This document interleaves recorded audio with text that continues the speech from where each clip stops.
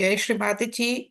அனைவருக்கும் மகர சங்கராந்தி தைப்பொங்கல் திருநாள். இன்று நாம் அதற்கு நம்மை தயார் செய்து கொள்வோம்.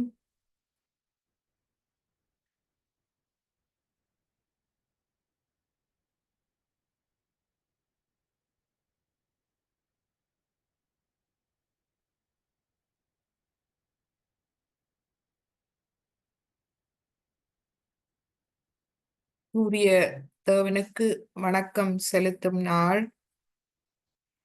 சூரிய தேவனின் முக்கியத்துவத்தை நாம்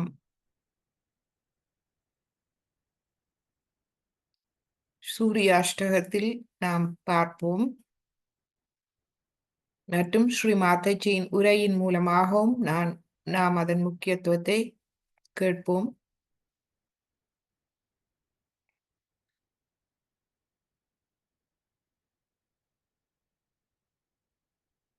இன்றைய நாள் ஸ்ரீ மாதாஜி சொல்கின்றார்கள் சங்கராந்தி. சன்கிராந்த் என்றால் சன் என்றால் உங்களுக்கு தெரியும் மங்களகரமான. கிராந்த் என்றால் புரட்சி. ஒரு மங்களகரமான புரட்சியை ஏற்படுத்தும் நாள், அகப்புரட்சியை ஏற்படுத்தும் நாள். நம்முடைய வழக்கப்படி நாம் நம்முடைய வழக்கப்படி நாங்கள் கூறுகின்றோம் தை பிறந்தால் வழி பிறக்கும் என்று. இதுவே அதன் அர்த்தம். ஏனென்றால் இன்றைய நாள் ஒரு அகப்புரட்சிக்கான நாள்.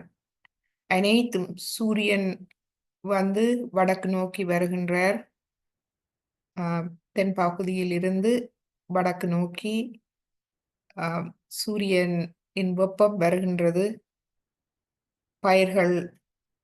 பயிர்களுக்கு அது நன்மை தருகின்றது, உலகத்தில் மாற்றத்தை ஏற்படுத்துகின்றது. நாம் புது வருட உரை மூலமாக ஸ்ரீ மாதாஜியின் மூலம் அறிந்து கொண்டோம். இந்த சூரிய குடும்பம் முழு பிரபஞ்சமுமே முன்னேறி கொண்டு செல்கின்றது. ஒவ்வொரு வருடமும் முன்னேற்றம் நடந்து கொண்டே இருக்கின்றது. இதுவே அந்த அகப்புரட்சி. இது அகப்புரட்சி மட்டுமல்ல, புனித புரட்சி. புனிதம், தூய்மை, தெய்வீகத்தை நோக்கி செல்லும் புரட்சி. இதுவே தைப்பொங்கல் ஆகும். நாம் சூரிய பகவானுக்கு நன்றி செலுத்துகின்றோம். அவர் நமக்கு உணவு தருகின்றார். சூரிய பகவான் உணவு மட்டுமல்ல, அவர் இல்லாது ஒன்றுமே இயங்காது. அதை நாம் இன்று பார்ப்போம். இந்த சூரியனின் வெப்பம் கடவுளின் அன்பின் அரவணைப்பை குறிக்கின்றது. கடவுளின் அன்பு எவ்வாறு எம்மை அரவணைக்கிறது, பாதுகாக்கின்றது, எம்மை ஊட்டம் அளிக்கின்றது, எமக்கு வாழ்வாதாரம் தருகின்றது, எம்மை முழுமையாக கவனித்துக் கொள்கின்றது. சூரிய பகவானுடைய வெப்பம் கடவுளின் அன்பின் அரவணைப்பை குறிக்கின்றது. கடவுள், அதாவது எல்லாம் வல்ல தெய்வீகம், சூரிய பகவானின் வெப்பம் மூலமாக எம்மை அரவணைக்கின்றார்.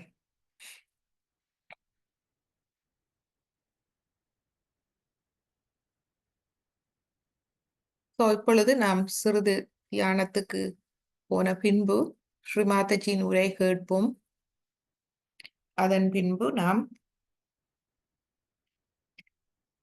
சூரிய பகவானை பாடும் துதி சூரிய அஷ்டம் நாம் கேட்போம்.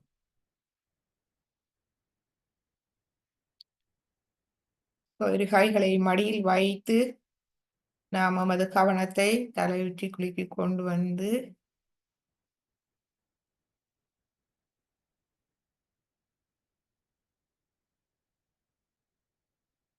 குண்டலினி எண்ணெயை எழுப்பி கவசமிட்டுக் கொள்வோம். முதலாவது தடவை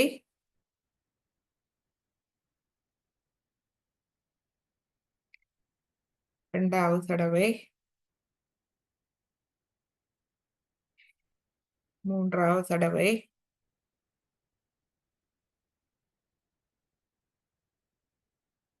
இப்பொழுது கவசம், மூலாதாரம், சுவாதிஷ்டானம், நாபி, பவசாகரம், இருதயம், விஷுத்தி, ஆக்யா, சஹஸ்ரார. இரு கைகளையும் கூப்பி ஸ்ரீமாதச்சியை வணங்கி இன்றைய தியானத்தை நாம் ஆரம்பிப்போம்.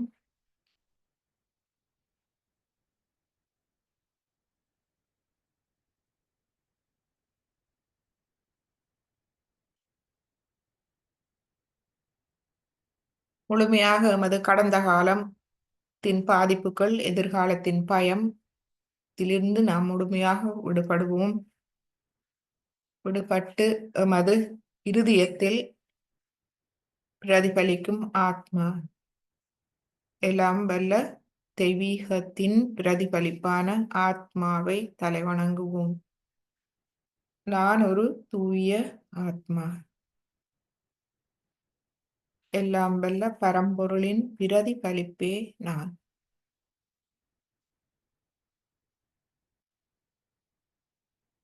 நான் இன்றைய அதிகாலை வேளையில் எனது ஆத்மாவுக்கு தலை வணங்குகின்றேன்.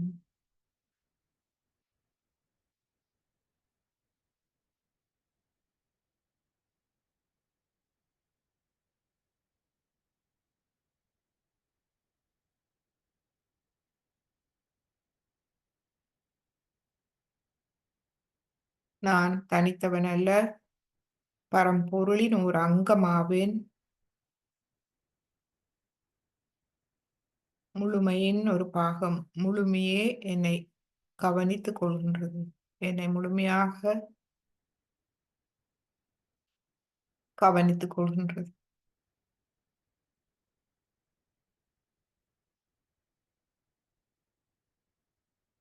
அந்த பரம்பொருளோடு ஒன்றான நிலை, ஆத்ம நிலை, தியான நிலைக்கு நான் தலை வணங்குகின்றேன்.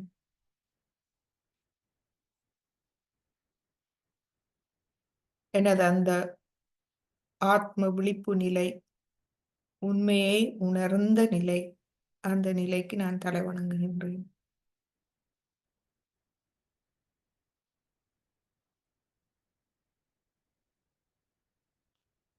நான் இந்த உடலோ, மனமோ, உணர்வுகளோ, பிரச்சனைகளோ, எண்ணங்களோ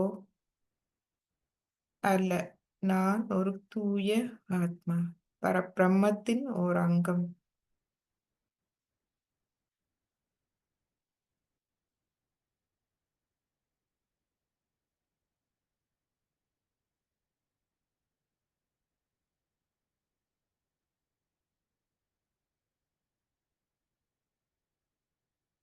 நான்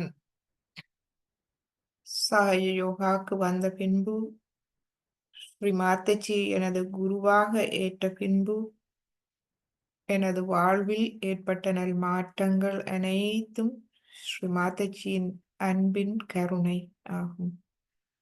நான் ஸ்ரீ மாதஜியின் அன்பின் கருணையை உணர்ந்திருக்கின்றேன். அந்த அன்புக்கு தலை வணங்குகின்றேன்.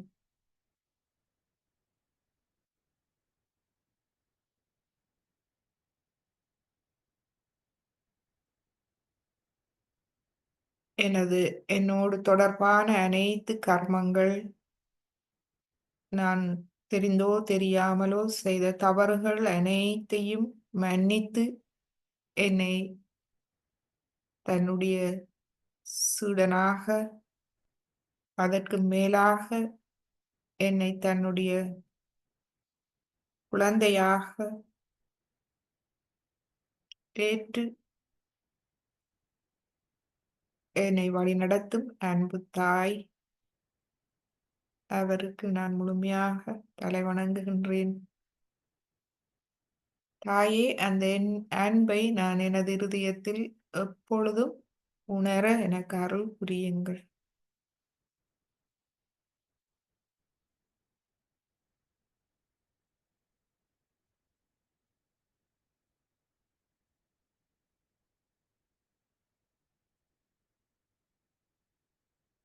இப்பொழுது நாம் மகா மந்திரம் சொல்லுவோம். ஓம் त्वमेव साक्षात् श्री महालक्ष्मी महासरस्वती महाकाली त्रिगुणात्मिका कुंडलिनी साक्षात् श्री आदिशक्ति माताजी श्री निर्मला देवी नमो नमः. ॐ त्वामेव साक्षात् श्री कल्की साक्षात् श्री आदिशक्ति माताजी श्री निर्मला देवी नमो नमः. ॐ त्वामेव साक्षात् श्री कल्की साक्षात् श्री सहस्रार स्वामिनी मोक्ष प्रदायिनी माताजी श्री निर्मला देवी नमो नमः. श्री निर्मला देवी नमो नमः. श्री निर्मला देवी नमो नमः.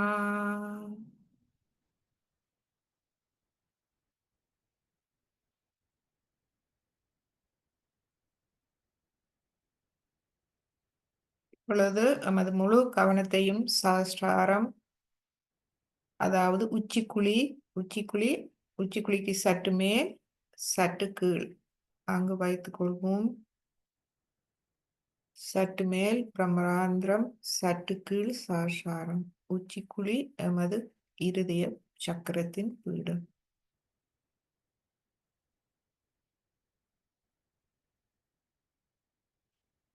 நமது முழு கவனத்தையும் முள்ளந்தண்டு வழியாக, சுழுமுனை நாடி வழியாக மூலாதாரத்துக்கு எடுத்துச் செல்வோம். அங்கு ஸ்ரீ கணேச மந்திரம் 4 முறை சொல்லுவோம். ஸ்ரீ மாதாஜி, நீங்களே ஸ்ரீ கணேசராவீர்கள், ஸ்ரீ கார்த்திகேயராவீர்கள். எமது மூலாதார சக்கரத்தை முழுமையாக ஒளியூட்டி அதன் பண்புகளை நமக்குள் ஒளிரச் செய்யுங்கள் தாயே. ஓம் त्वामेव साक्षात् श्री गणेशा साक्षात् श्री आदिशक्ति माताजी श्री निर्मला देवी नमो नमः. ओम त्वमेव साक्षात् श्री गणेशा साक्षात् श्री आदिशक्ति माताजी श्री निर्मला देवी नमो नमः. ओम त्वमेव साक्षात् श्री गणेशा साक्षात् श्री आदिशक्ति माताजी श्री निर्मला देवी नमो नमः. ओम त्वमेव साक्षात् श्री गणेशा साक्षात् श्री आदिशक्ति माताजी श्री निर्मला देवी नमो नमः.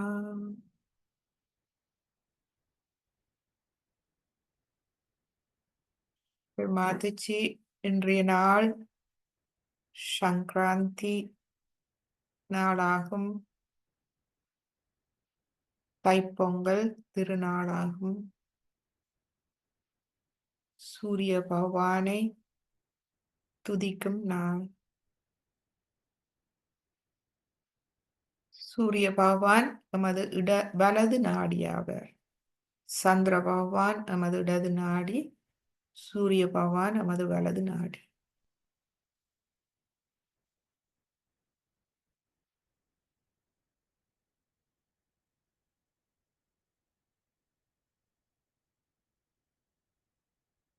எமது வலது நாடி எமது அகங்காரத்தில் முடிவடைகின்றது.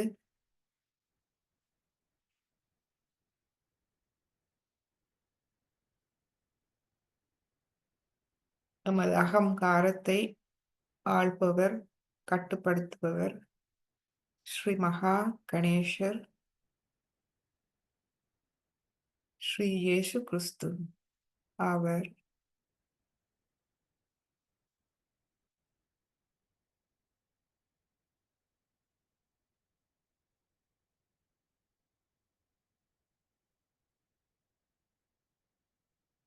மாதச்சி ஒரு உரையில் கூறியிருக்கின்றார், இன்றைய நாள் எமது ஆகிய சக்கரத்தை நாம் தூய்மைப்படுத்தும் நாள். ஆகிய சக்கரம் மன்னிப்பு மூலமாக தூய்மையடைகின்றது. நாம் இன்று சொல்லுவோம், ஸ்ரீ மாதாஜி, நாம் அனைத்தையும் மன்னிக்கின்றோம்.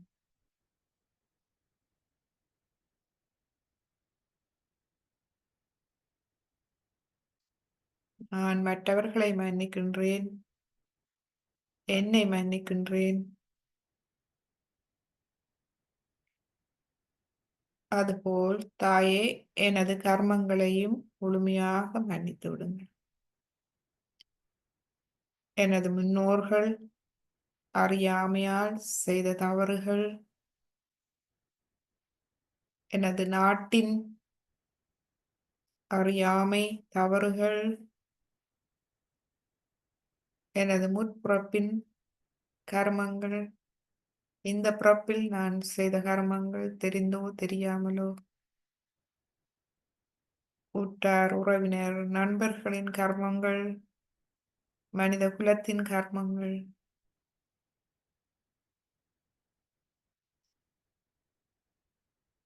அனைவரையும் பாதிக்கும் கர்மங்கள், இவற்றை முழுமையாக மன்னித்து எம்மை இந்த கர்ம சுழற்சியிலிருந்து முழுமையாக விடுவித்தருளுங்கள் தாயே.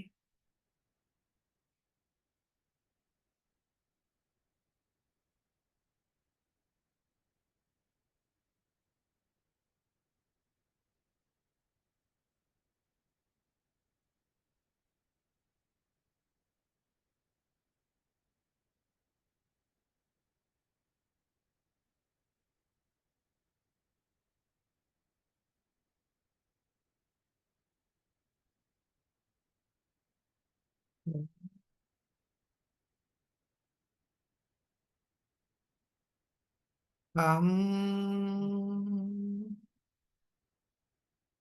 ஷம்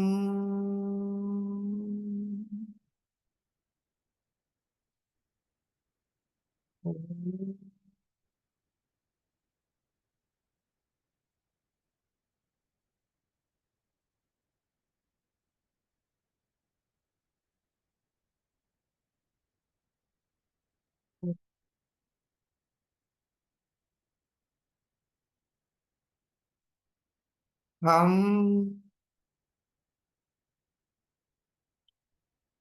ஷம்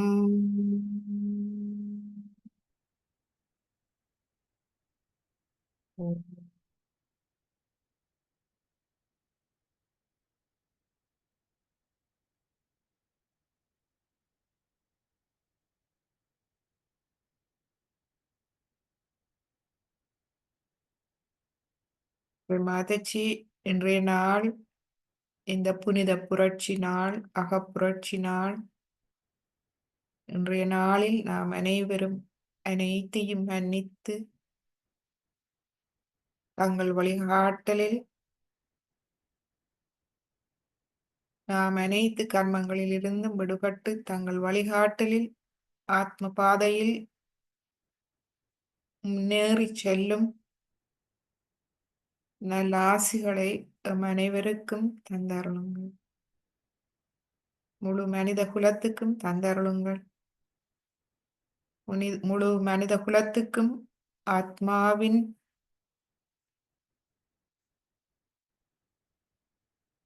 அந்த கண்ணியத்தையும் நன்மதிப்பையும்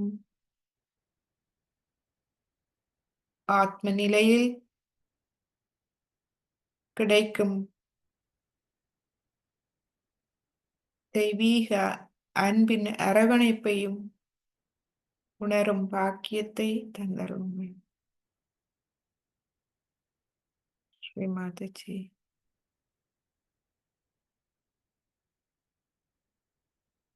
அந்த நிலைக்கு நாம் செல்வதற்கு நாம் முழுமையாக மன்னிக்கின்றோம் தாயே, அனைத்தையும் மன்னிக்கின்றோம்.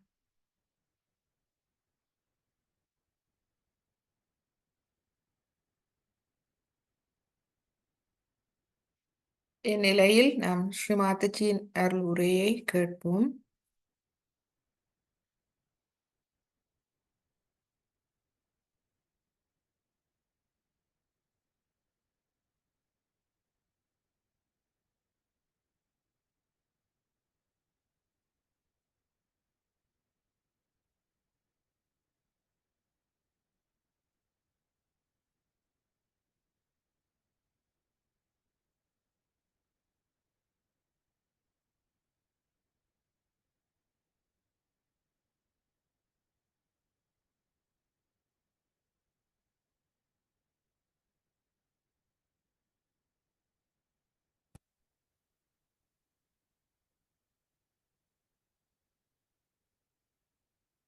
இந்த உரையில் ஸ்ரீ மாதாஜி மிக முக்கியமான விளக்கங்களை அளிக்கின்றார். நாம் அதை கேட்போம்.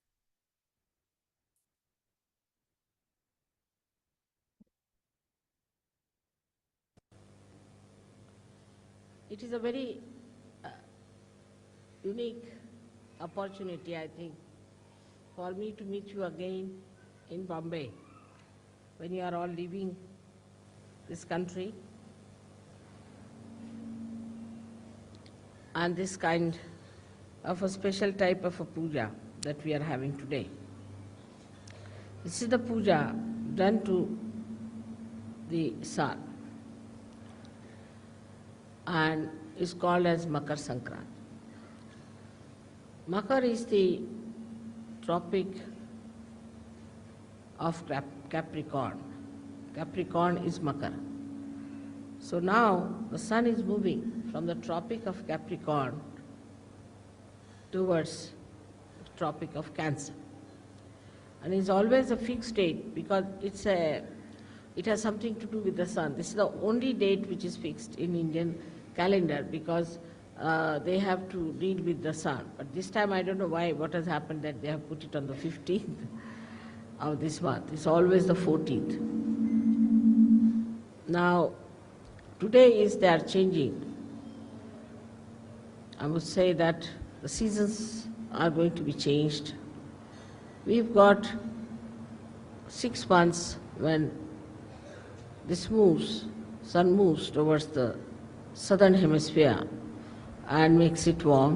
When it comes to the northern hemisphere from tomorrow. So today is the last day, which we say that is the day which is the coldest day, according to Indian understanding.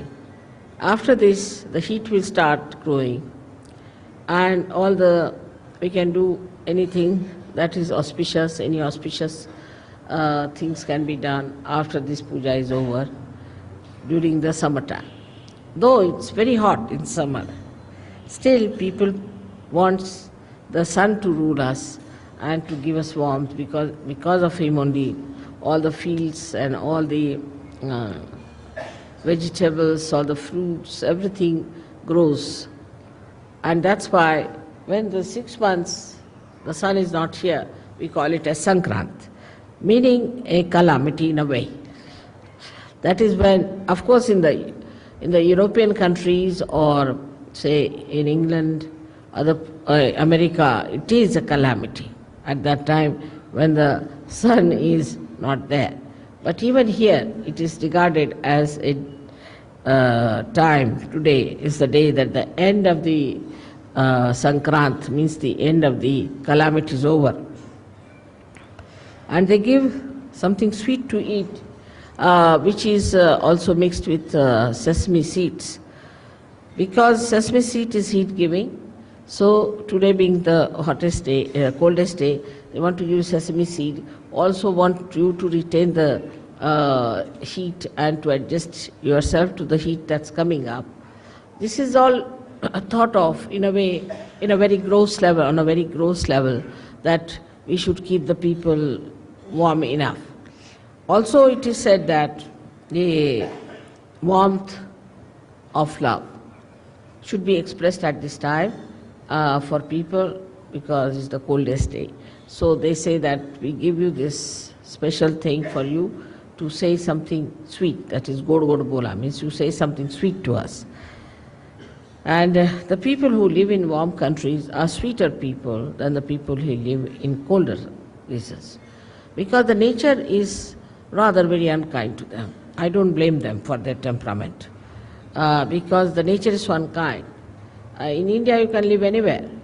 You can live under a tree, you can live in a forest, anywhere you can live quite happily, as long as there is water to drink and water to bathe.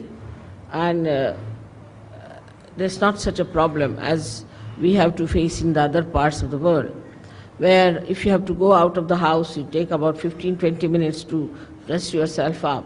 Here you just can walk out of the house, you can keep your houses open during the summertime, and there's no problem of any kind as far as the nature is concerned. Nature becomes very kind during summertime here because the trees are lush and lot of greenery. People feel very happy during that time, and all the activity becomes more with the sun's energy. But in the West, as you have seen, that the sun is much less. Because of that, people keep more to their houses, to artificial heating or other heatings, and the doors are closed, the hearts are closed, and it's difficult for them to communicate with other people.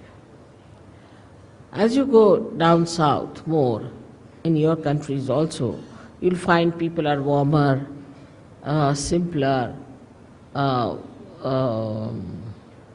very hospitable. With the sun, you get the heart, which is very open heart and a kind of a inviting heart. Now, if you see on the Sahaja Yoga style, the sun line is the right side and the moon is the left side. On the moon line, one can desire but cannot act. Apart from that, on the moon line, if you go too far, it can be destructive. Because if you sit in the house doing nothing, and also these days there's unemployment, say for example, no work, then you start thinking too much. And this thinking is just a desire, energy working out, no action. And without the action, this energy can become very destructive. That is why we find that people, they say that empty mind or is the devil's workshop. Where people do not act, when the action doesn't take place, then it can be quite destructive. लावून द्या पंखा थोडासा आणखी वाढवून द्या हां आणखी वाढवून द्या हा वाढवा थोडासा वाढवून द्या बस हां. So the whole situation is different in a country which is warm and a country which is not warm. But in a country where it is very warm also, like Africa, there are complications due to too much of heat. Like we have the topic of, the equator passing through, and it heats up that area so much that it becomes full of jungles, very high trees and tall trees, and the whole place is covered with foliage so much that there's no possibility for any sunshine to penetrate through. And it's quite dark, it's full of darkness. So that extreme also comes in the same category as the extreme of the cold season.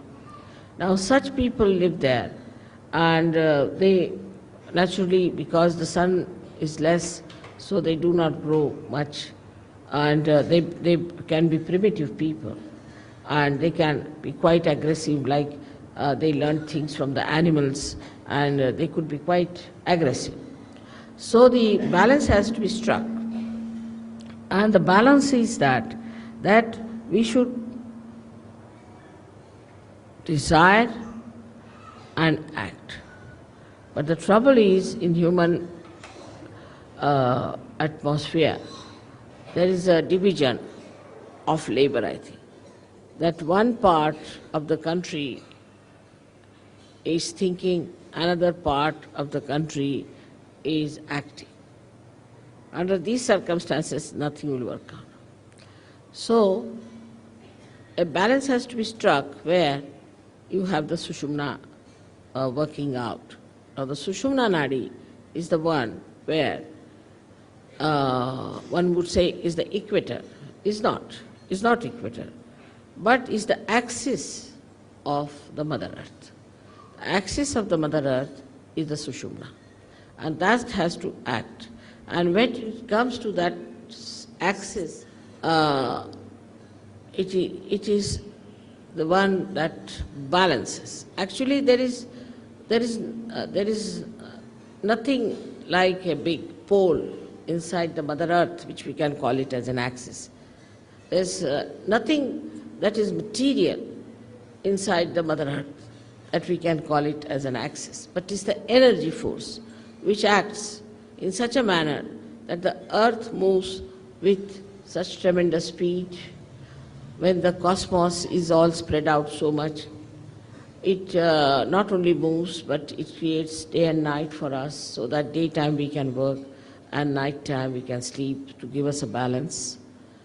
Only also it moves in such a manner around the sun that half of the countries get the sun during the summertime and half of them get it during the winter time. That's the axis that acts and works out everything. Apart from that, this axis keeps all the distances necessary from other planets and other moving bodies in the cosmos. This axis is the intelligence of the Mother Earth. It is not only the intelligence, but it is the fragrance, and apart from it is the Sushumna Nadi, we can say, of the Mother Earth. Now, through this axis only, all these swambhus and all these great happenings of earthquakes and all that takes place. This axis is the one which moves. It's an energy. We can call it axis as the energy. Moves the lava into different directions and pierces through different areas to create earthquakes and also to have Jwalamukhi laka English mein? Huh? Volcanoes. And all these things happen because the axis has sense what is to be done. This axis is the one that loves us. Because of this axis, we have seasons. The seasons are created beautifully to give us different varieties of food and varieties of things. The heat of the Mother Earth, if it is lost, then we'll have nothing on this earth. It will be all frozen, and there will be all snow, and we'll have no food, nothing, and it will be like moon living here. Now it is being specially created. First, the Mother Earth, when it was created through the heat of the sun. So we can say that the sun is the father of the Mother Earth. Then she was brought very close to the moon. So it cooled down, absolutely it cooled down, it was all snow. Then it was brought closer to the sun and moved at a point where life could start working. And that's how the whole thing was organized beautifully to make life grow in that area.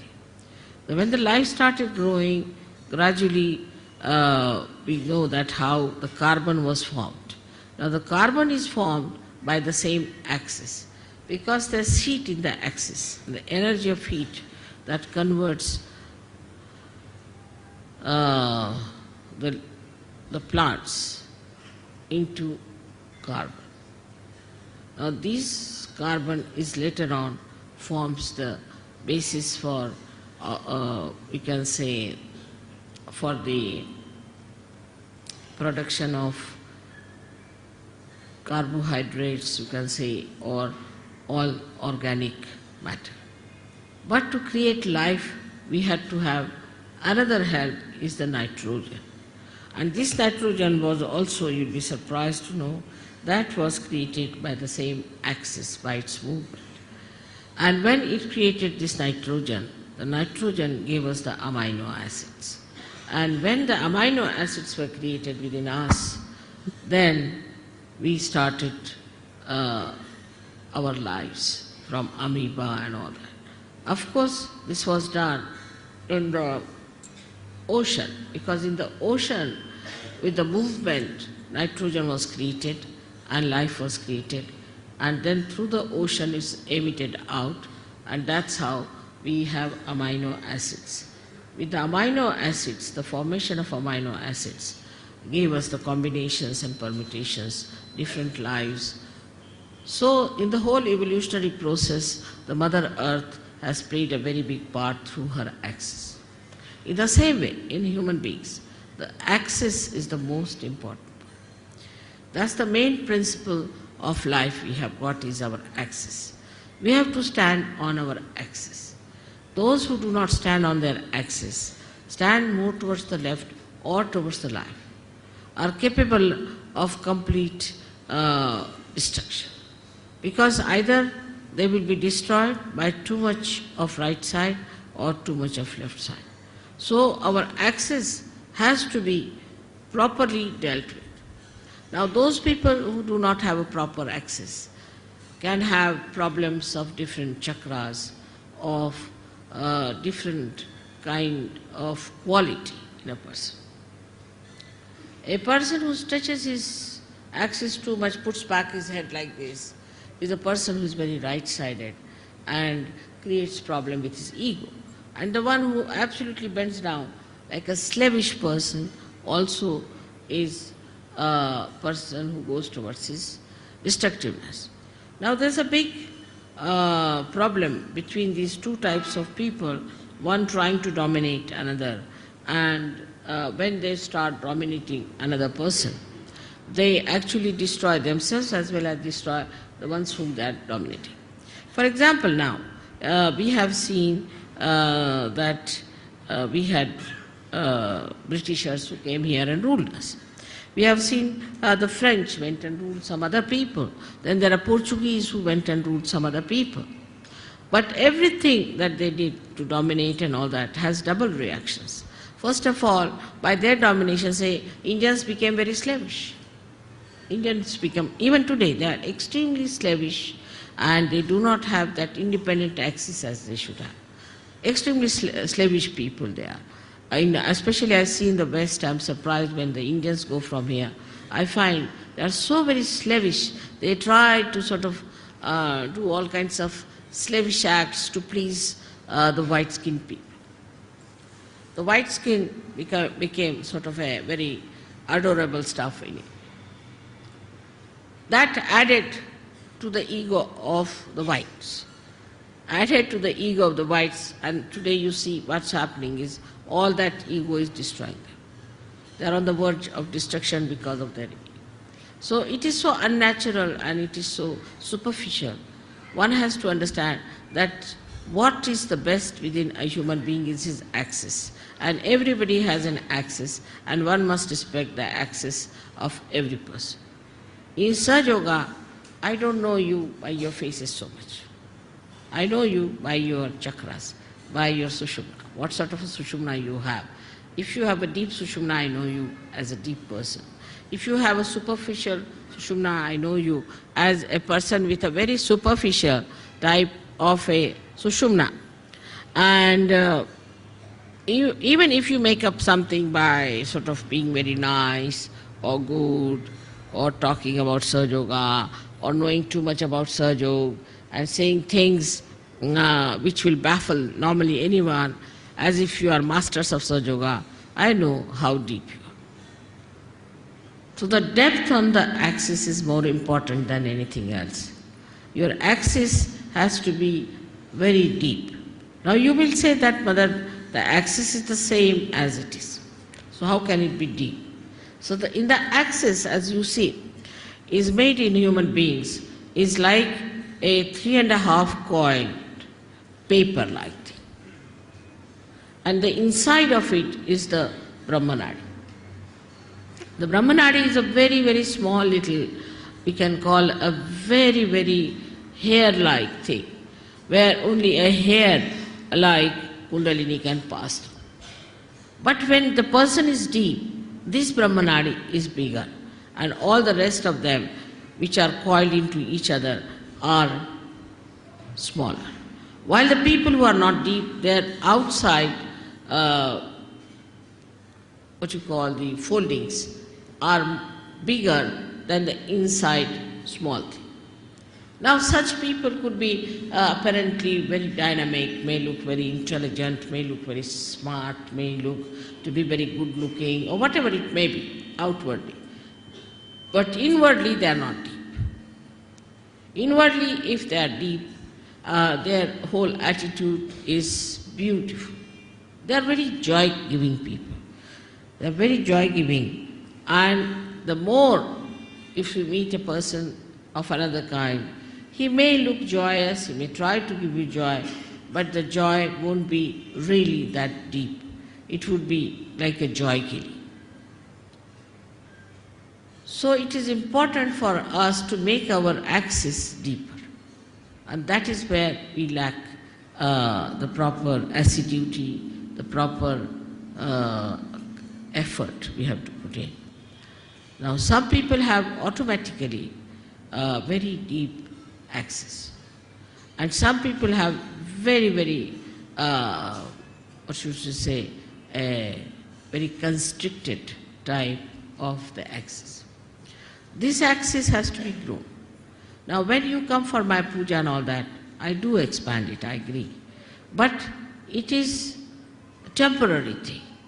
To retain it at that point, one has to work at home, in the collective also. One has to work very much at home with meditation. But it should be done seriously. It should not be just a joke, to be frivolous, to be stupid. That's not the way. It should be done very seriously in the meaning that it is a devoted task you have taken. It's a meditative thing. It's a prayer to God. We can call it, it's a puja to God. Is to be done with that reverence, because reverence is the key of achievement. If you have no reverence about yourself and no reverence of others, then it cannot be done. But first you must have reverence for your own life. What am I doing with my life? Where am I wasting it? Why should I waste it? Why should I be deep? After all, there must be some purpose of my life. Am I serving my purpose? Am I doing that? All these things, if they pop into your head, then you will understand it's very easy to fight out your ego. Because normally on small, small things people fight. I've seen that in Sahaja Yoga also, people fight on things like, it's so useless, absolutely useless. To me, it sounds stupid to even mention the way people fight over small things and quarrel. But a deep person, even if he doesn't speak much, even if he doesn't show off much, even if he doesn't sit in the front line, he expresses himself through his depth, because I can work out better through that. So to develop this, one must meditate. Important thing is to meditate. every day, every day, every day. You may not eat your food one day, you may not sleep one day, you may not go to your office one day, you may not do anything that you are doing every day, but you must meditate every day. That's an important point to develop the central constricted part into a bigger area. Now, when that happens, that you start developing it, the first thing you will notice about yourself, that you do not care for any comfort. You're not bothered about any material thing. Whatever it is, you are above it. You just don't bother your head. Let it be. You just don't want to put your neck into a thing where you do not belong. You just get out of it and you think that, oh God, this is too much for me. I just don't care for it. So your whole attention now moves inward. When the attention starts moving inward, then it expands more. This is the inner part, which is called as the Brahmanadi, and starts expanding and expanding. Now, in small, small things also, say for example, if I have not mentioned somebody and mentioned somebody else, then they feel, oh, why didn't mother mention my name? It's too small a thing that it doesn't matter. As long as you have a deep axis, you are with me, I am with you, absolutely one with each other. But these outward things are, oh, she gave a nice sari to another one, she never gave us a sari, she didn't do this, didn't do that. All those things, if it comes to your head, that means absolutely is true that there is something lacking with you. Or if you try to complain, oh, I went there, I had to go by a bus and I had to stand on this thing, that shows that you are not comforted. This widening comforts you. That's the comforting thing. And that really makes you feel so comfortable in any circumstance, in any position, in any lifestyle. And you do not want to have any other comfort. And this one has to develop through meditative effort. Secondly is, we have to know that Sahaja Yoga as it is today is a collective happening. I find, especially among Indian men, they never do any work with their hands, which is a wrong thing. Because they don't use their hands at all, their collectivity is poor, very poor. Indians have the worst collectivity. If you have an ashram, I don't know why should we build an ashram, nobody is going to stay there. They want to have their own houses, their own families, their own children. They are the worst of all for collectivity. The reason is Indian men never do any work with their hands. They cannot nail one nail. There are many like that. Leave alone repairing anything. They will stand with their hands on their hips and would just tell work to other people. See, there's a Marathi saying, very interesting, untavarun sheळ्या हाकणे. That is to sit on a camel and to drive the goats. So that is very typical of Indian men. They cannot repair anything, they cannot do anything now. If supposing somebody is spreading something, they'll just stand like this, watch. They'll never put their hands to it. So for every Sahaja Yogi, it is important what we call as Sramadan. They have to do some Sramadan. Sramadan means the giving of some labor. And that is what we lack. That even if it comes to that, you better clean your house. You better clean outside of your house. Try to put some garden around your house. Try to paint your house. Do some sort of a work with your hand, which even if you don't have anything, you can even brush your hair or something like that. Whatever you think is the easiest you can start with, because I don't think people even do that. Even they don't shave themselves, they get a person to shave them. I mean, absolutely lazy lumps as that. Now, but on the contrary, we see in the West, people use their hands. Because of that, you see, because they can use their hands, they are very collective. So they score a point on being collective. While the Indians score a point because they are Indians and they have a heritage and they know what is Kundalini, they know about Ganesha, they know everything. So they score a point this side. So it's the left side is the desire, the right side is the action. Again we come back to the same position where we have an imbalance. That the action takes place in the West and here is only thinking, all right, we'll do this, planning. Everything in the planning pot. Nothing works out, you go on planning. Now we are building one single ashram in Delhi for the last, I think, 10 years. It is like Taj Mahal, I tell you.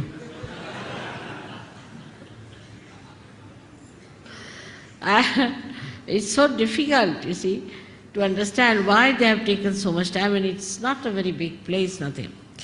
But it is not only the Sahajogis, but other factors also. Because everybody is like that. Everything is postponed. Everything is to be done tomorrow. We'll do tomorrow. Then one person will come, another person won't come. Like we used to have in the school, we would get a sum like that or something to solve. That see, there are one house was built. 3 persons came to work and 1 ran away. Then 2 persons came to work and 1 stayed and 2 ran away. And then 5 persons came to work and 2 persons ran away. So when will the house be finished? Never. With such runaways, it can never be finished. It's like that. So this is where we lack collectivity. I was saying that all Indians must find out some place where they could go and plant something. Get hold of some sort of a place where they could go and plant some nice banyan trees, water it together, work it out together. Now the Indian women are that way better. They do a lot of work as far as the cooking is concerned and all that. But the other part is missing. The other part is intelligence. The other part is to think. Now, if all the time what they are thinking, oh, my husband likes this, I must cook this for him.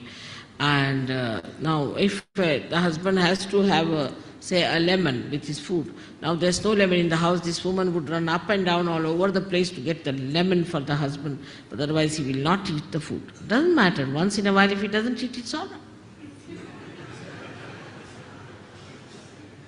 But the women will try, because you see, they must keep they understand one thing, that you must keep their palate all right, then they are quite sensible in India. Because here, they are real tigers, all the husbands are like tigers. So you have to keep them feeding, otherwise, you see, God knows when the tiger will jump on you. The other way around, in England or America, I have seen, the husbands are just like goats and the women are like tigers.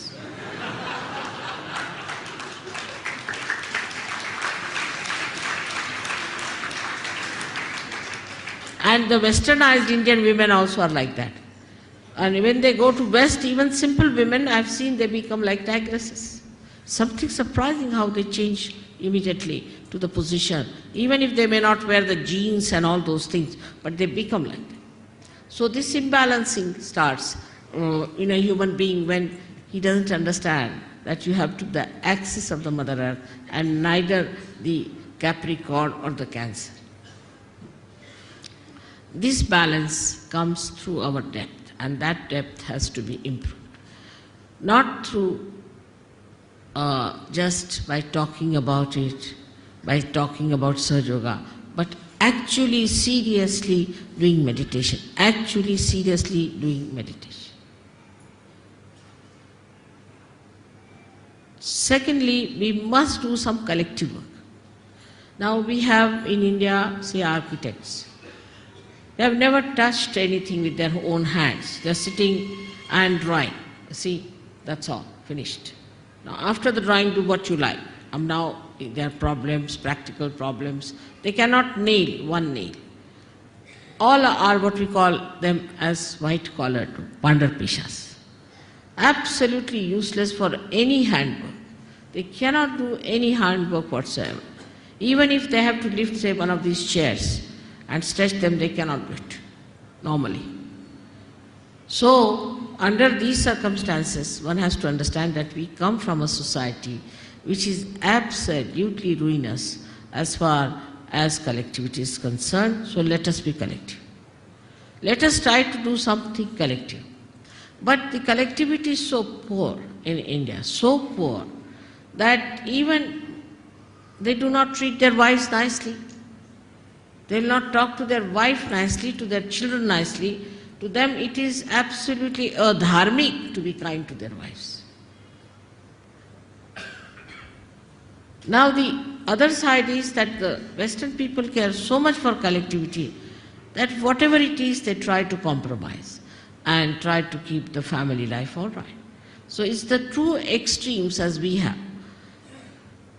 Despite that, somehow, thanks to the wisdom of Indian women, the family life is going strong.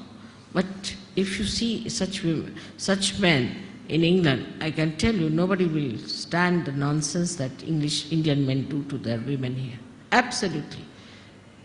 It cannot be forgiven the way they behave. So the balance between the women and men, what is the axis is the home. Home is the axis. In the home, what sort of talks you have? What do you think about? What is your problem? Where is your attention? What do you discuss? That's very important to see. In that you will find out what is going on in the family. Say you are talking ill of each other. If you are telling your child against your husband, husband is telling the wife against, telling the children about against the husband, like that. If it is going on like that, then what happens? That there cannot be the axis which is all right. The axis is love. Axis is love, but not exploitation nor spoiling. Is love. In country like ours, see what is the axis we have? The axis of our country is Adhyatma. We have to now get over this hankering after money, development, this, that. First take to Adhyatma. If people get realization before they are developed, there won't be the problem of creating another America here. We don't have to become communist. We don't have to do anything like that, because communists are just the same as Americans. There's no difference at all in temperament. If American is allowed to stay in Russia, he'll behave the same way as the Russian behaves. And if a Russian is sent to America, he'll behave the same way as the Americans behave. There's no change at all. Now, if the axis of Adhyatma in any country where a person achieves his spiritual ascent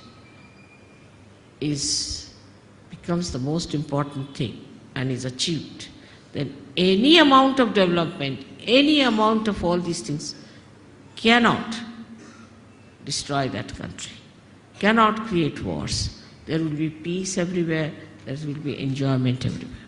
So on this day of Makar Sankranti, let us say now the Sankranti is over and we have to look forward to the new age of a new moon blessing us and the great sun coming over to give us all the energy we need to celebrate the advent of the golden age of Saju. May God bless you.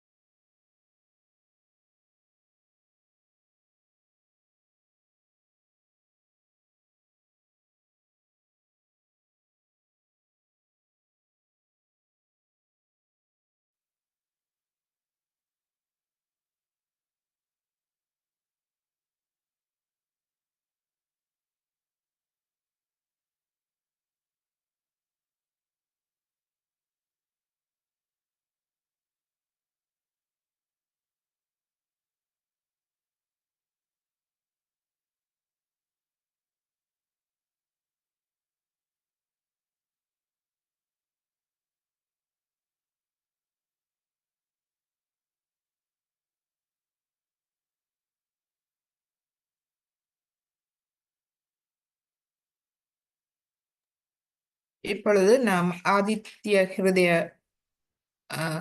ஸ்லோகத்தை கேட்போம். சூரியனே அனைத்துக்கும் ஆதாரமாக விளங்கும் பரம்பொருள் என குறிப்பிட்டு பாடப்பட்டதே ஆதித்ய ஹிருதயமாகும். சப்த ரிஷிகளில் ஒருவரான அகத்திய முனிவர் அன்னை பராசக்தியை நோக்கி தவமிருந்த போது உலக நன்மை மற்றும் அமைதி பெறுவதற்காக அன்னை பராசக்தி உபதேசித்ததே ஆதித்ய ஹிருதயம் என சொல்லப்படுகிறது. நல்ல உள்ளம், மனதைரியம், உள்ளார்ந்த ஆற்றல், சக்தி ஆகியவற்றை கொடுக்கக்கூடிய சக்தி ஆதித்ய ஹிருதயத்திற்கு உண்டு. அன்னை பராசக்தியிடம் இந்த மகா மந்திரத்தை பெற்ற அகஸ்திய முனிவர் தகுதியான ஒருவருக்கு இதை உபதேசித்தால் மட்டுமே இந்த உலகம் நலம் பெறும் என நினைத்து மகாவிஷ்ணுவின் அவதாரமான ஸ்ரீராம பிரானை தேர்வு செய்து இந்த மந்திரத்தை உபதேசம் செய்தார். ராவணனுடனான போரில் ஸ்ரீராம பிரான் வெற்றி பெற செய்தது இந்த ஆதித்ய ஹிருதயம் தான் என ராமாயணம் சொல்கிறது.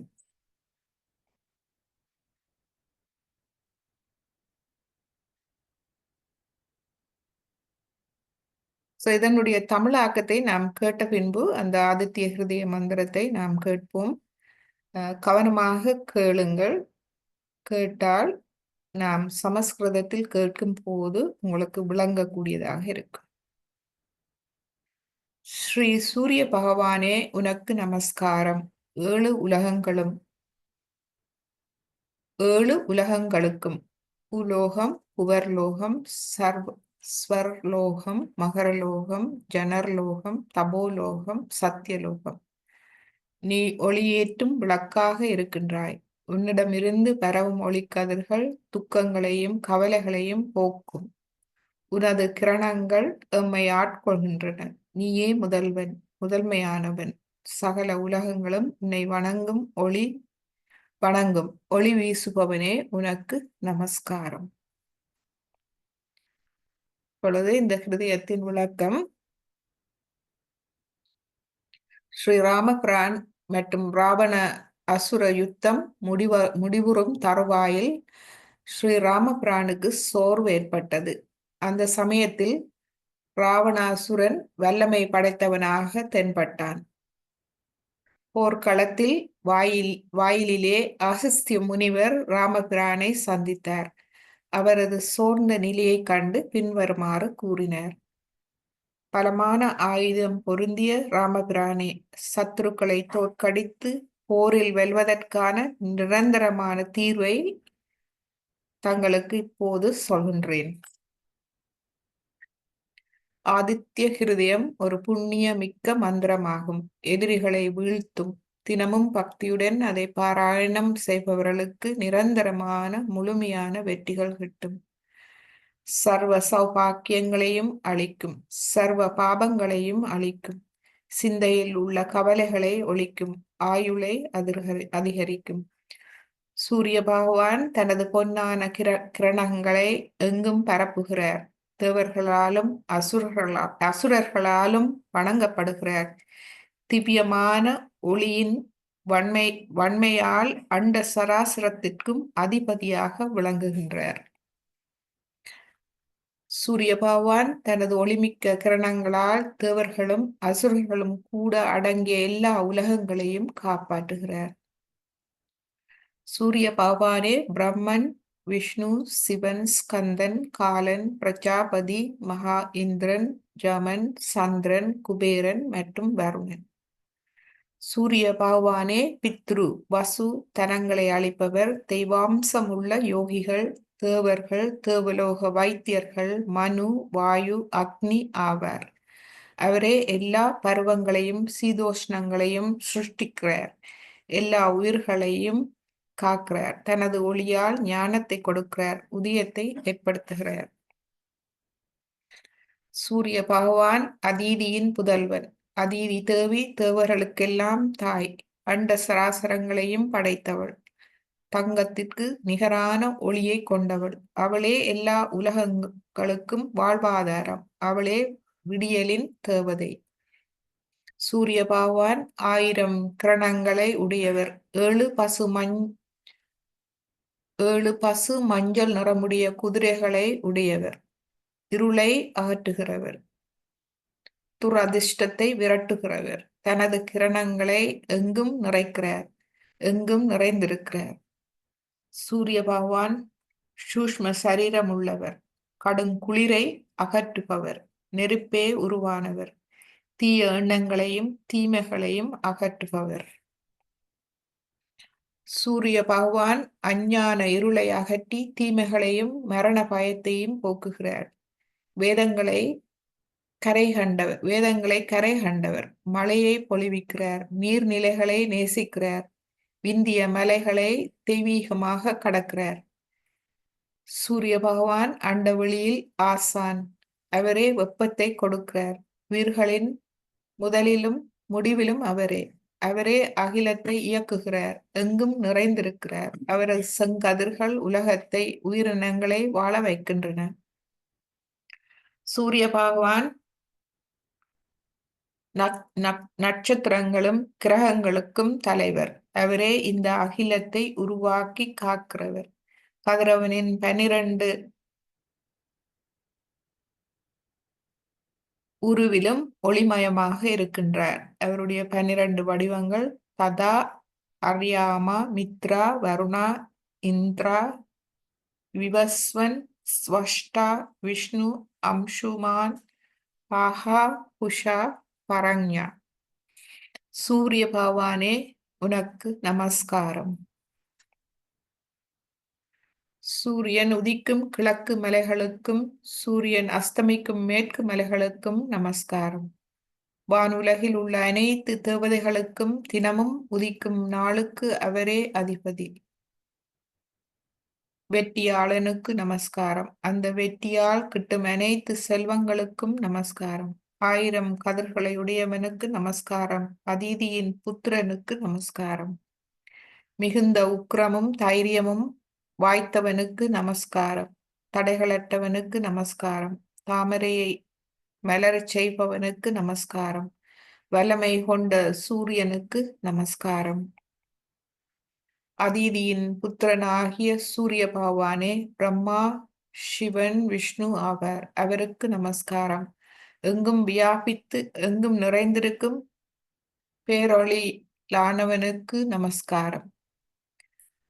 இருளையும் குளிரையும் போக்கி எதிரிகளை என்றும் அழிக்கும் சூரிய பகவானுக்கு நமஸ்காரம். செய் நன்றி மறதலை அகற்றி ஒளியால் திகழும் சூரிய பகவானுக்கு நமஸ்காரம். சூரிய பகவான் ஒளிப்பிளம்பானவர். அவருக்கு நமஸ்காரம். அவரே உலகத்தை வடிவமைத்தவர். இருளை அகற்றி உலகத்தோர் காணும் வண்ணம் அமைந்துள்ள சூரிய பகவானுக்கு நமஸ்காரம். சூரியன் உதிக்கும் கிழக்கு மலைகளுக்கும் அதீதியின் புத்திரனாகிய சூரிய பகவானே பிரம்மா, விஷ்ணு,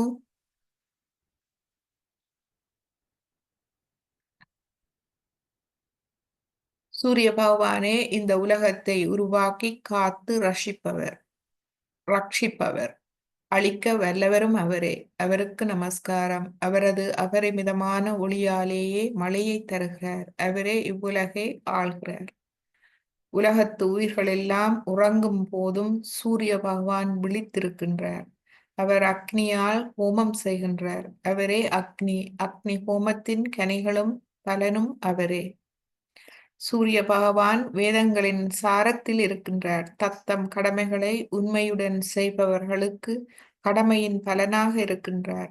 வல்லமை பொருந்திய சூரிய பகவானே எல்லா செயல்களிலும் நீக்கமற நிறைந்திருக்கின்றார். ஓ ராகவனே, அவமானத்திலோ பயத்திலோ துன்பத்திலோ இருப்பவர்கள் சூரிய தேவனின் நாமத்தை ஜபித்தால் நிச்சயம் அவற்றிலிருந்து மீண்டு வருவார்கள். தேவர்களின் அதிபதியும் இந்த உலகின் அரசனுமான சூரிய பகவானை முழுமையான அர்ப்பணிப்போடு வணங்க வேண்டும். இந்த ஆதித்ய ஹிருதய ஸ்லோகத்தை 3 முறை ஜபித்தால் வாழ்வின் எல்லா போர்களிலும் வெற்றி கிட்டும். அகஸ்திய முனிவர் தான் கிளம்பும் முன் ஸ்ரீராமபிரானை பார்த்து இவ்வாறு கூறினார். ஓ ஸ்ரீராமபிரானே, வலிமையான தோள்கள் உள்ளவனே, இந்த க்ஷணம் முதல் ராவணனை நிச்சயமாக வெற்றி கொள்வாய். அகஸ்திய முனிவரின் மொழிகளை கேட்ட ஸ்ரீராமன் பிரான் தனது துன்பங்களையும் அவலைகளையும் துறந்தார். தனக்கு மிகப்பெரிய பலம் வந்து சேர்ந்ததைப் போல உணர்ந்தார். ஸ்ரீராம பிரான் சூரிய பகவானை பார்த்து இந்த ஸ்லோகத்தை சொன்னார். வீறு பெற்றார். மும்முறை நீரை அருந்தி தன்னை சுத்தி செய்து கொண்டு வீரத்துடன் தந்துவில்லை எடுத்தார். யுத்த களத்தில் ராவணனை கண்ணுற்ற ஸ்ரீராமன் அவனை கொல்லும் பொருட்டு முன்னேறினார். யுத்த களத்தில் ஸ்ரீராமபிரானை பார்த்த சூரிய பகவான் ராவணனின் முடிவு உறுதி என தெரிந்து கொண்டார். ஸ்ரீராமபிரானுக்கு அதற்கான வழியையும் காண்பித்தார்.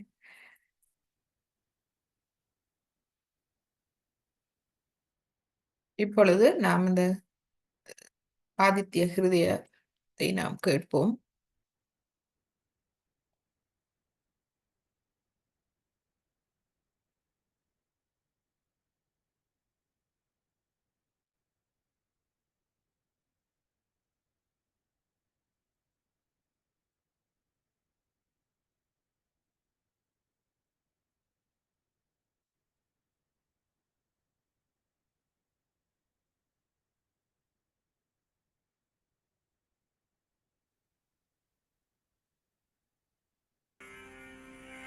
श्री आदित्य हृदय स्तोत्रम्। ॐ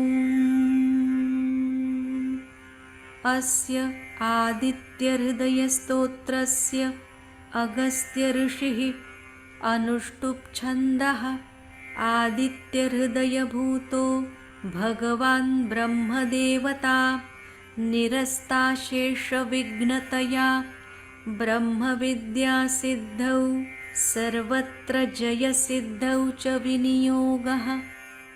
ततो युद्धपरिश्रान्तं समरे चिन्तया स्थितं रावणं चाग्रतो दृष्ट्वा युद्धाय समुपस्थितं दैवतैश्च समागम्य द्रष्टुमभ्यागतो रणम् उपगम्याब्रवीद्राममगस्त्यो भगवांस्तदा राम राम महाबाहो शृणु गुह्यं सनातनं येन सर्वानरीन् वत्स समरे विजयिष्यसि।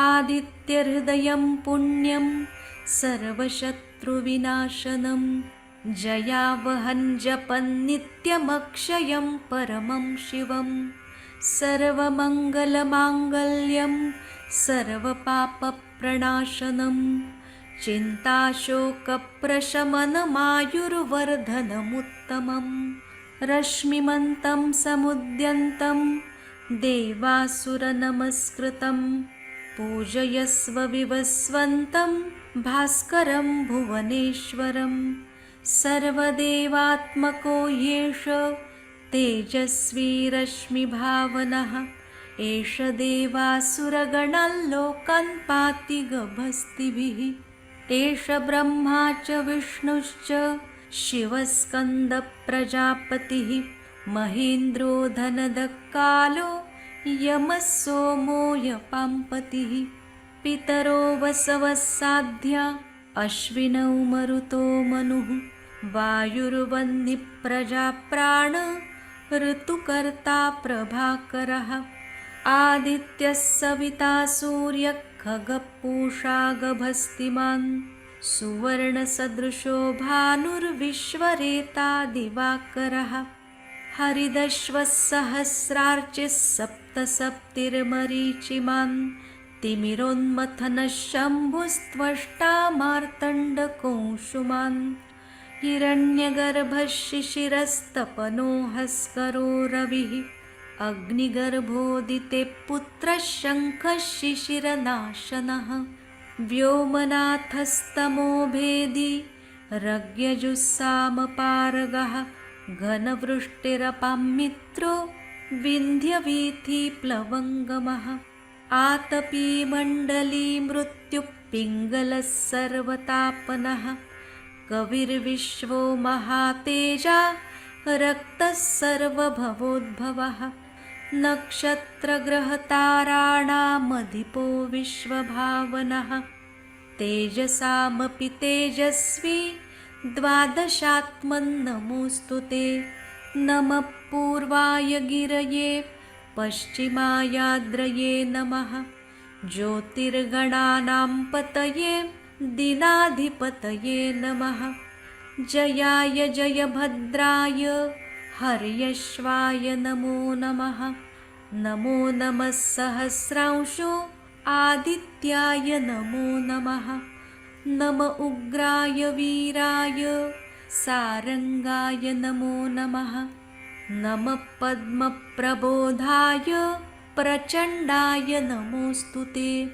ब्रह्मेशानाच्युतेशाय सूरायादित्यवर्चसे भास्वते सर्वभक्षाय रौद्राय वपुषे नमः तमोघ्नाय हिमग्नाय शत्रुघ्नायामितात्मने कृतघ्नघ्नाय देवाय ज्योतिषां पतये नमः तप्तचामीकराभाय हरये विश्वकर्मणे नमस्तमोभिनिघ्नाय रुचये लोकसाक्षिणे नाशयत्येष वैभूतं तमेव सृजति प्रभुः पायत्येष तपत्येष वर्षत्येष गभस्तिभिः एष सुप्तेषु जागर्ति भूतेषु परिनिष्ठितः एष चैवाग्निहोत्रञ्च फलं चैवाग्निहोत्रिणां देवाश्च क्रतवश्चैव क्रतूनां फलमेव च यानि कृत्यानि लोकेषु सर्वेषु परमप्रभुः एनमापत्सु कृच्छ्रेषु कान्तारेषु भयेषु च कीर्तयन् पुरुषः कश्चिन्नावसीदति राघव पूजयस्वैनमेकाग्रो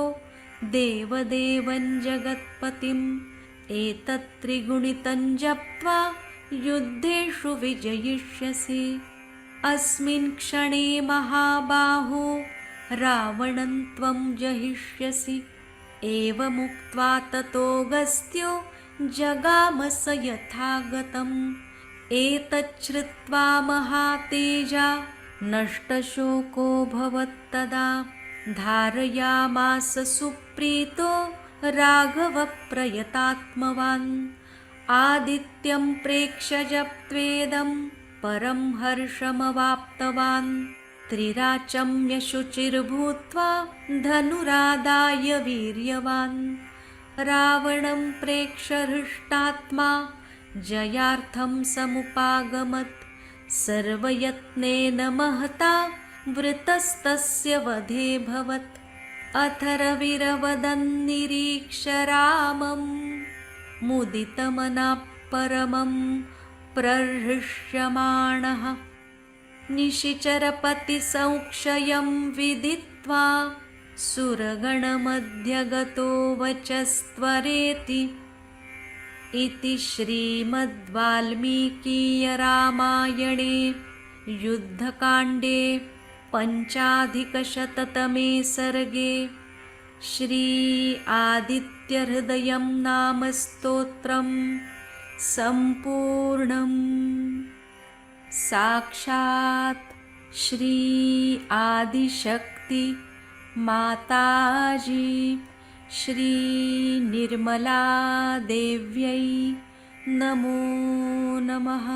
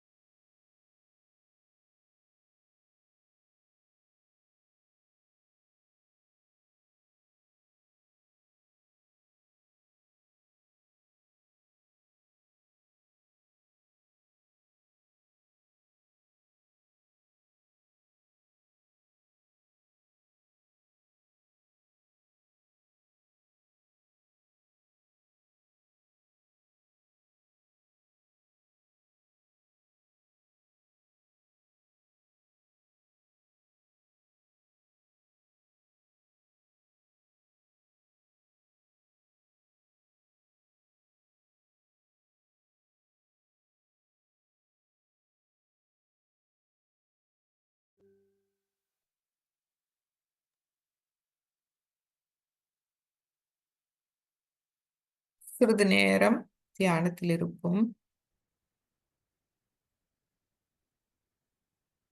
ஒரு 5 நிமிடம் தமிழிலும் நாம் இந்த ஆதித்ய ஹிருதய ஸ்தோத்திரத்தை கேட்போம்.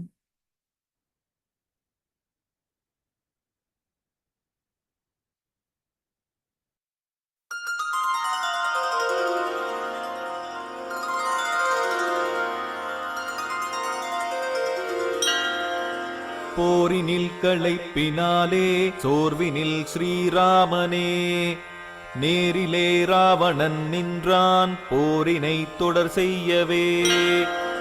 தேவர்கள் சூழ்ந்திட அங்கே போரினை காணவே வந்த மாமுனி அகத்தியர் அவரும் ராமனின் அருகிலுரைத்தார்.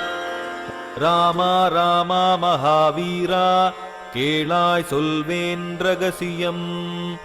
போரினில் பகையை வென்று சேர்ந்திடும் வெற்றி நிச்சயம்.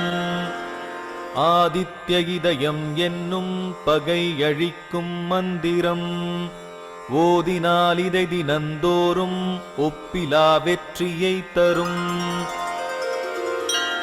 மாறாத மங்களம் தருவான், தீரா பாவம் தீர்த்திடுவான்.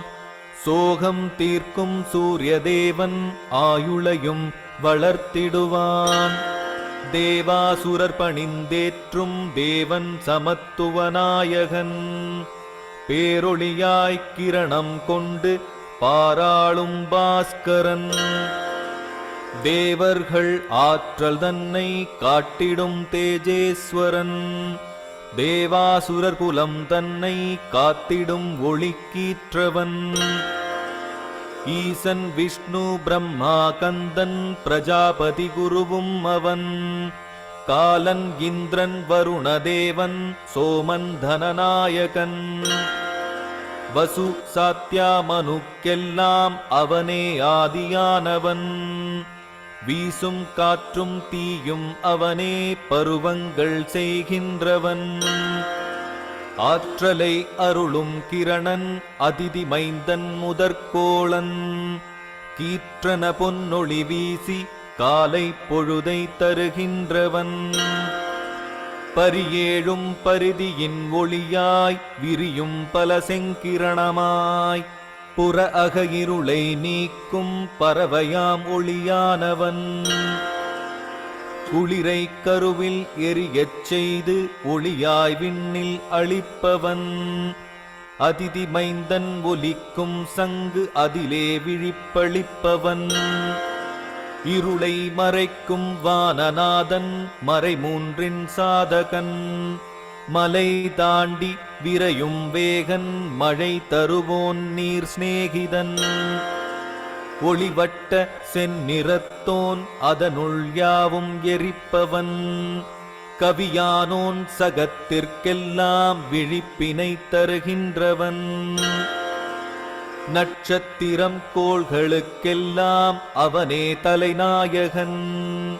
உச்ச ஆற்றல் மிகுந்தொளிர்வோன் பன்னிரு ஆத்மனானவன். கிழக்கு மலையில் எழுபவா போற்றி, மேற்கிலே மறைபவா போற்றி. நாளின் நாயகா போற்றி, கோளின் கோவே போற்றி. ஆயிரம் கிரணோன் போற்றி, ஆதித்ய தேவனே போற்றி. செந்நிறமங்கலன் போற்றி, வென்றிடும் தேவனே போற்றி. வீரியனே உக்ரனே போற்றி, வண்ணமயதேகனே போற்றி. மலர்ந்திடச் செய்பவா போற்றி, மார்த்தாண்டனே போற்றி போற்றி. மும்மூர்த்தியரின் தேவா மிளிர்கின்ற ஆதித்யனே, ரௌத்ரமாய் உருவம் கொண்டு ஒளிர்பவா போற்றி போற்றி. அஞ்ஞானம் பகையை எல்லாம் அழித்திடும் அருளே போற்றி. செய் நன்றி கொன்றார் அழிக்கும் தெய்வீக ஒளியே போற்றி. செயல்களுக்கெல்லாம் ஆற்றலாகும் தங்கத்தீ போலானவன். இருளை நீக்கும் அழகு ஒளியோன் உலகின் சாட்சியானவன். ஆக்குவோன் அழிப்போனவனே அகிலத்து உயிர்களையெல்லாம் நீரினை ஒளியால் உண்டு மாரியாய் பொழிகின்றவன் உயிர்களெல்லாம் உறங்கும் போதும் உறங்காது விழித்திருப்பவன் அக்னிஹோத்திரர் அவர் நாடும் அரும் பலன்தானானவன் வேத நெறிகள் வடிவம் ஆகி அதன் பலனும் என்றானவன் யாதொரு செயற்கும் புவியில் அவனே ஆற்றலாகிறான் அச்சம் துன்பம் வரும்போதும் பேரிடர்கள் வரும் போதிலும் நிச்சயம் கைவிடமாட்டான் தன் பதம் துதிப்போர்களை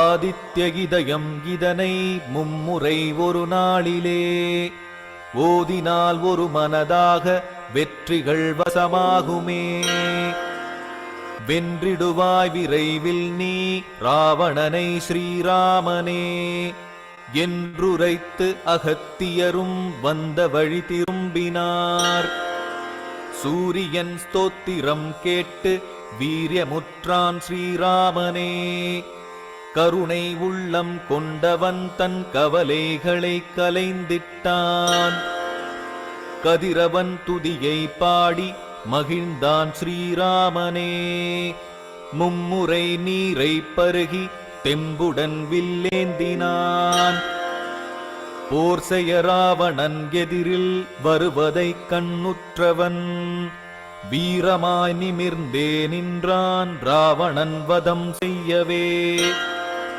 ஸ்ரீராமன் முகம் கண்டு பகலவன் உளம் குளிரவே ராவணன் முடிவை காணும் நேரம் வந்ததென்றான்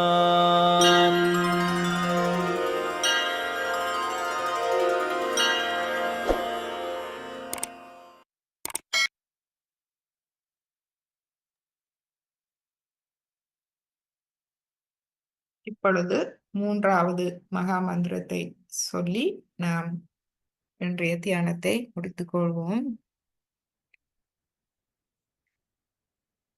ஓம் त्वमेव साक्षात् श्री कल्की साक्षात् श्री सहस्रार स्वामिनी मोक्ष प्रदायिनी माताजी श्री निर्मला देवी नमो नमः.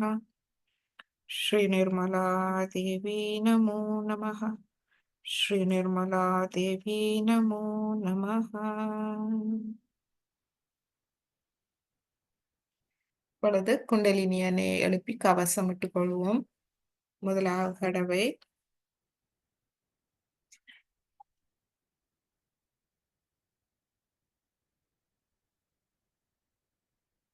மாதச்சி முழு அன்போடு பார்த்து குண்டலினி அணையை எழுப்பி கவசமிடும். இரண்டாவது முறை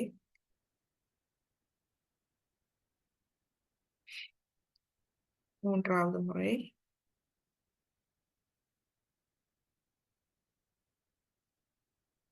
கவசம் மூலாதாரம் சுவாதிஷ்டானம் நாபி பவசாகரம் இருதயம் விஷுதி ஆக்யா சஹஸ்ராரம். இரு கைகளையும் கூப்பி ஸ்ரீ மாதச்சியை வணங்கி இன்றைய இந்த சுப நாள் நன்னாளில் அனைவரையும் இங்கு கூட்டி நமக்கு இந்த சங்கராந்தி தைப்பொங்கலின் மகிமை சூரிய பகவானின் மகிமையை நமக்கு எடுத்து உரைத்து நம்மை தொடர்ந்து வழி நடத்தும் மாதச்சி எமது அன்னை தெய்வீக அன்னை தெய்வீக குரு அவர்களை முழுமையாக வணங்கி எமது இதயபூர்வமான நன்றிகளை கூறி இன்றைய தியானத்தை நாம் முடித்துக் கொள்வோம்.